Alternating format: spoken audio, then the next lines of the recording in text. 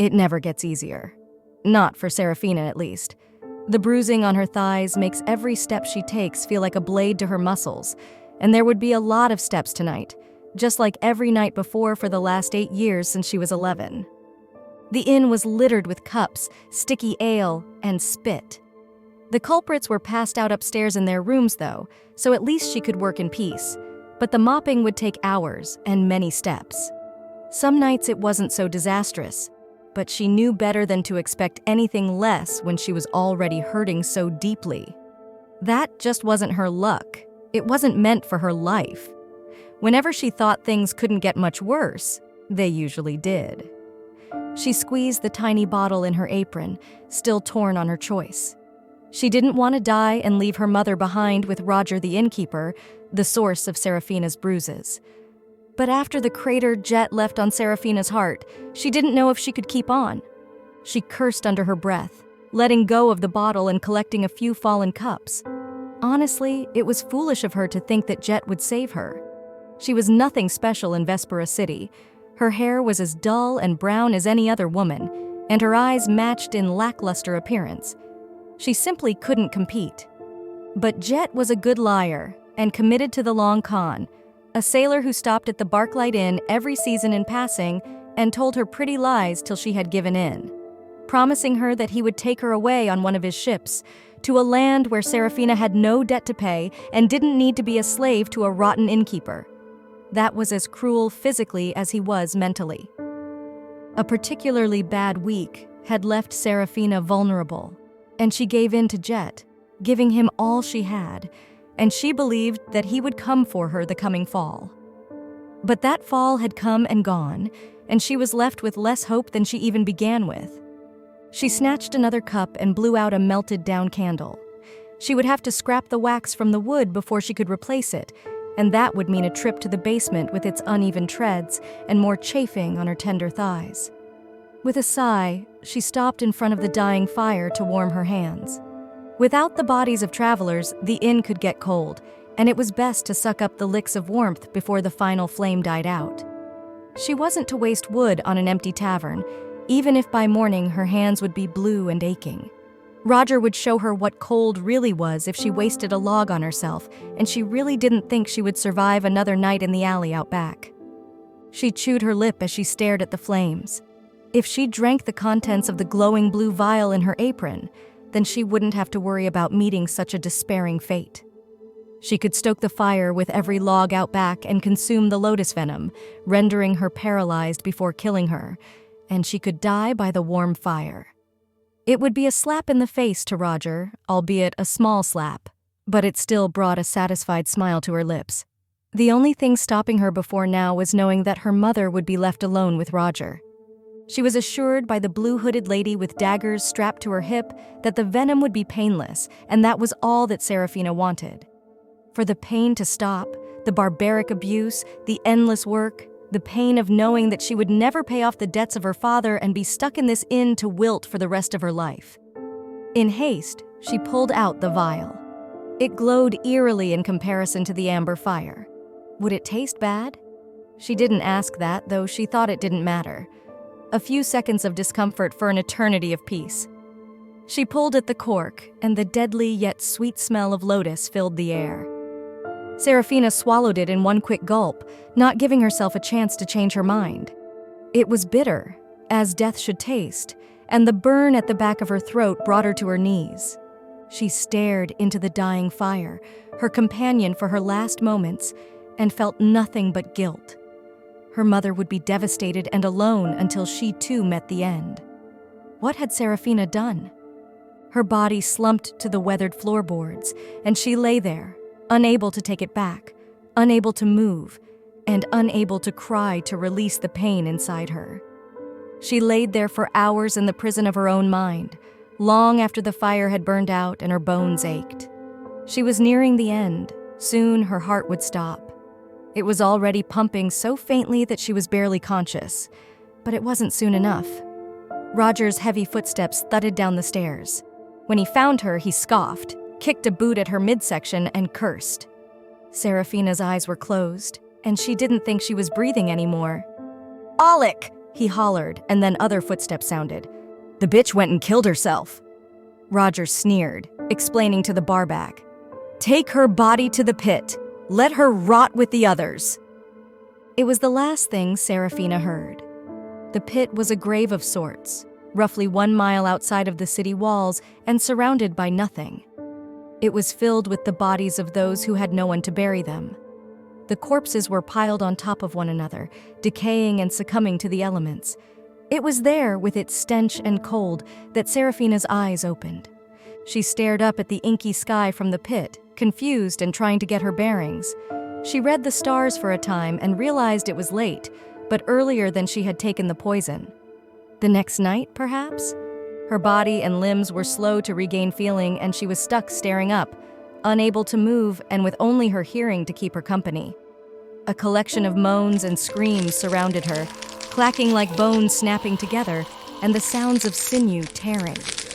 It was grotesque in nature, but somehow the noises didn't disturb her. It was another hour of bodies shifting beneath her and around her before she could sit upright. When she could finally look around, she saw that it was indeed what she thought. The dead that filled the pit were roaming around, coming to and clawing their way out. Some of the bodies were fresh like her own, almost indiscernible from a living person except for their gray eyes. Others were nothing but bones, held together by a purple mist. Some people were missing limbs, and others had cracked necks. Most were covered in dried blood and had wounds that spewed rotten sludge. She should have been terrified, sick with disgust, but instead she felt serene. A strange sensation crawled over her skin as she too dug her fingers into the soil wall of the pit and climbed out. She didn't fear the others that moved around her. Instead, she felt safe for the first time. She was just like them. An unnatural purple glow pulsed lightly as she crested the top, and her eyes went wide as she took in a large purple crystal. It was bigger than the tavern, and something misty seemed to swirl inside. She couldn't look away, and her feet ambled towards it. It was as if it was calling to her, the pulse growing stronger with every step she took. She craned her neck to look up at it and put out an apprehensive hand. When her fingertips grazed the smooth surface, her body went rigid as her feet left the ground.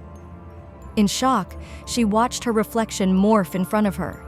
Her limp brown hair shimmered and lightened, turning white right before her eyes. And her eyes, they shimmered as well, the color leaching from them and leaving nothing but a soft lavender. The crystal held her in place, and she could hear it inside her mind. Not words, but something else. It spoke to her through energy. That same energy now coursed through her, searing and electric. Her tired and sluggish muscles twitched as they found new strength, and she gasped at the power. Something like memories flashed through her mind, but she had never seen such a place before. Another world, another way. But they were just glimpses and didn't make any sense. The only thing that Seraphina did understand was what the crystal was chanting. Revenge. Revenge. Revenge. "I can't," she struggled against the energy to respond. "You are not alone. They will follow you. Revenge." Seraphina dropped to the ground with a thud. It was at this moment she realized nothing hurt.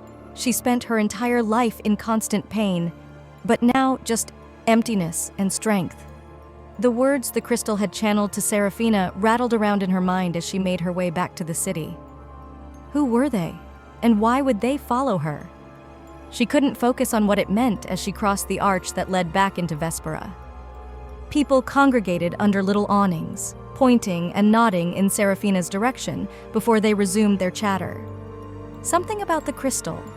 No, other crystals, falling from the skies everywhere. Patrons and merchants whispered about her too, casting odd glances her way while some outright stared. None of it made any sense. She wrapped her arms around her chest and tried to keep her head down as she stalked through the cobbled roads, making her way back to the tavern.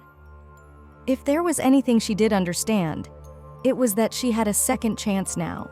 She was stronger and would rescue her mother from the tavern. They would go away together, just the two of them. How it was always supposed to be. When she stepped inside the Barklight Inn, there was only Roger. Her mother was nowhere to be seen. Where is she? Seraphina asked for the 10th time, her patience growing thin. Roger's eyes were wide in horror as he backed up against the bar. I told you, I don't know. His voice shook as he took in Seraphina's new appearance. Everything in him told him she was dead, but somehow she was standing in front of him, her eyes glowing with an iridescent lavender. Lies! She screamed and advanced on him, a heat thrumming from her body. He shrunk against her power and babbled, Okay. She was hysterical. She wouldn't stop crying after you. She couldn't work. So, Seraphina pinned him against the bar. So, I killed her, Roger spit out, cracking under the pressure. I killed her, but it's your fault. If you hadn't been such a weak little... Where's her body? Seraphina snapped, cutting him off. She could take her mother's body to the purple crystal. It would bring her back, just like it has Seraphina. Roger shook his head, eyes darting around the room, and Seraphina narrowed her eyes. What? Where is my mother's body? A sharp edge to her voice. The dead. They were coming back, he stuttered. I had to make sure she wouldn't come back. I had her body burned. Roger trembled. Seraphina froze, her eyes unfocusing. Her mother was gone? Truly gone? The woman who would step in front of the belt for her? The only person Seraphina had in the whole world? The woman who spent her life rotting away because of the actions of someone else. She blinked and a tear rolled down her cheek. She leveled her gaze back on Roger, who had straightened one arm behind his back. How dare you? Seraphina lunged at him, grabbing his throat. How dare you, you little bitch! He spat, and something sharp pierced Seraphina's chest. Seraphina stumbled, releasing her grip on Roger, and clutched her chest. You come into my inn and make demands of me? He roared. I should have had you burned too. Seraphina falls to her knees in front of the man who killed her mother, the glow in her eyes dimming. That's it. Roger sneers. Stay dead this time. Rage boiled in Seraphina's veins as she slumped to the floor and life drained from her body in the Barklight Inn for the second time. Roger let out a faint sigh of relief, thankful for the silence. He slowly hobbled into a nearby room to clean himself off. A moment later, Seraphina's eyes opened as she ripped the blade from her chest. Blood so black it shined with purple coated the knife as her hand shook. Revenge, revenge, revenge. The energy from the crystal vibrated inside of her, mixing with her fury. She opened her mouth and screamed, the sound coming not from inside her, but from the crystal, from somewhere deep and dark. The glass panes shattered as Roger hurried around the corner, seeing Seraphina standing once again. Horror lit his eyes, and he covered his ears as the inn shook. Seraphina snapped her head in his direction, letting the scream focus on him. Every slap, kick, and cruelty that he has subjected her to at the front of her mind. She channeled it all into the wail that ripped from her lips. The ground started to rattle, and Seraphina could feel the others coming. The dead, the soulless, the others that need revenge. Screams echoed outside the inn as undead monsters took hold of Vespera City. A sinister smile stretched across Seraphina's face as she closed her mouth. She quickly advanced on Roger, reclaiming her grip on his throat. He withered in her hold as she slammed him against the wall. The glow in her eyes ignited as she took the knife he had used against her and drove it into his shoulder, pinning him against the wall. A gurgled scream bubbled up from Roger's clamped throat, and Seraphina plucked another knife from the bar. She plunged it into his other shoulder and released his throat. She cocked her head, taking a dainty step back, and marveled at her handiwork. Her eyes flicked to a lit candle and she picked it up. Please, Roger sputtered. I'm sorry. His face twisted in pain, red with anguish. Stop! Don't worry, Roger.